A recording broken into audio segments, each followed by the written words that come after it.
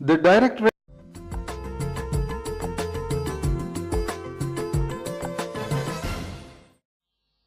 The Directorate of Sorghum Research is a premier agricultural research institution under the Indian Council of Agricultural Research. It has two sub-centers. One is located at Sholapur and works on Rabi sorghum, called as Center on Rabi Sorghum. Other is the off-season nursery facility at Jalna in Maharashtra. Basically, DSR coordinates its activities through a network of 18 centers located at 12 state agricultural universities across the country. The main mandate of Directorate of Sorghum Research are to conduct basic and strategic research on sorghum, to serve as National Center for Training and Consultancy on all aspects, to orient sorghum research for industrial uses and export promotion, and to conduct multi-location AXIP and network programs at national level. At DSR, we have various disciplines covering crop improvement, crop production, crop protection as well as value addition. We welcome you to know more about sorghum research. Kharif sorghums are used in food, feed and ethanol industries. Short duration photoinsensitive hybrids CSH1, 5 and 6 were developed from temperate into tropical crosses. Here, maturity and height genes were manipulated to achieve the quantum jump in productivity from 560 kg to 1 ton per hectare. Superior male sterile line 296A, when combined with CS3541, gave popular hybrid CSH9. Superior MS line for grain quality 27A and IMS9A and R line C43 resulted in development of bold, round, lustrous hybrids CSH16 and CSH18.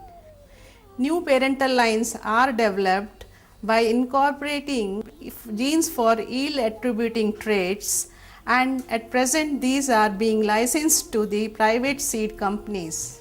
Grain mold, which is a major kharif problem of deterioration after physiological maturity, is avoided by harvesting at physiological maturity and artificial drying in community dryers. Rabi sorghum is an important dryland crop in the Deccan Plateau covering an area of 5 million hectares. Rabi sorghum is used as food for human consumption and as fodder for livestock. Varietal improvement in Rabi sorghum was successful by way of releasing 7 varieties and 5 hybrids at national level. The recently released varieties like CSV216R, CSV18 and CSV22 and hybrid CSS15R have got higher yield and fodder potential than the traditionally grown cultivar M35-1. In Rabi, besides high grain and fodder yield, the attributes like better resistance to shoot fly, charcoal rot and rot are essential. So, the efforts are underway in this direction. DSR is one of the active sorghum germplasm sites with the mandate of collection, characterization, evaluation and distribution of potential genetic resources for sorghum improvement in India. As on today, in this medium-term cold storage, we are conserving 23,612 germplasm accessions. Till date, we have deposited 7,216 accessions with the National Bureau of Plant Genetic Resources. At DSR, main focus of seed research is to enhance seed viability, cold tolerance and ergot resistance. The nucleus, breeder and commercial seeds are produced and distributed under BSP and ICAR seed project. For PPV and FR authority, we document 33 dust rates for candidate varieties. The plant breeders' rights certificates for 11 varieties have been received. We have licensed 4 hybrids and 2 varieties of grain, sweet and multi-cut forage sorghums. The DSR technologies and services are provided under the trade names Jaikar Seeds, Jaikar Foods and Jaikar PCS Limited. Sorghum is important crop for the drylands. It is grown for grain and fodder. To get higher yields, plant the sorghum 15 days from the onset of the monsoon. Follow the seed rate of 8 kg per hectare or 3 kg per acre. Apply fertilizer 60 kg per hectare, nitrogen 30 kg hectare P2O5. Follow weed control management by application of Atrotroph. Follow the intercrop practice of sorghum, the red gram. Sweet sorghum is important crop grown for fuel and food. DSR organized number of pilot studies with industries. Sorghum cultivation in rice fallows is gaining popularity in coastal Andhra Pradesh, especially in Guntur district due to its higher productivity and profitability. After harvest of kharif rice crop, farmers are now growing sorghum in less irrigated areas. Farmers plant pre-soaked seeds at the rate of 7.5 kg per hectare in December under zero tillage conditions to utilize the residual soil moisture. In Guntur district, this system is followed in about 4,000 hectares in 2009 and farmers are getting a net profit of about 25,000 rupees per hectare. With the cultivation of improved hybrids like CSS 16, farmers are getting about 6 to 8 tons of grain yield per hectare. Among 150 insect species, shoot fly, stem borer, aphids and hoppers are major biotic constraints in sorghum production. Shoot fly is the key pest during seedling stage and causes up to 90% dead hearts. Stem borer attacks 20 days after emergence of crop and causes leaf, stem and peduncle damage. Sugarcane aphids and hoppers are sucking pests causing yellowing, curling and wilting of leaves, besides acting as vectors for viral diseases. Amongst diseases, grain mold, ergot, anthracnose and charcoal rot are major limiting factors in quality production.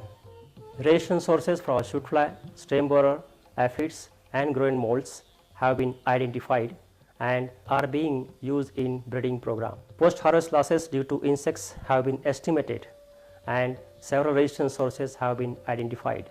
Sorghum, primarily the grain which is used for human consumption, now it is put to diversified food and non-food uses through processing interventions such as flaking, micronization, popping, baking and also blending flours of other nutritious grain with jowar. These aspects would create demand as they are standardized and they are taken to the market with the brand Eat Right and Jaikar Foods. We have tied up with entrepreneurs who are engaged in commercialization of these products. As per sorghum technology transfer and evaluation is concerned, 476 demonstration trials were conducted in the farmers field with latest sorghum cultivars in 7 different states. The demonstrated cultivars gave 67% more grain yield and 64% more store yield than the local cultivars, and 45% yield gap in grain and 21% yield gap in store could breach by using this latest technology.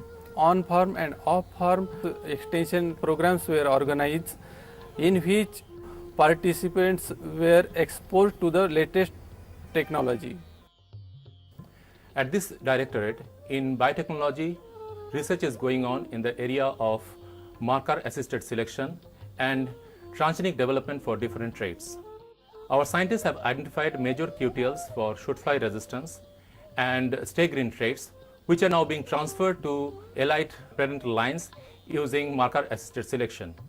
We are also making effort to identify DNA markers for resistance against different foliar diseases and fertility restoration genes, and also we are fingerprinting the elite genetic stocks. Promising stem borer resistant events carrying Cry1B gene in M35-1 background, doing very well.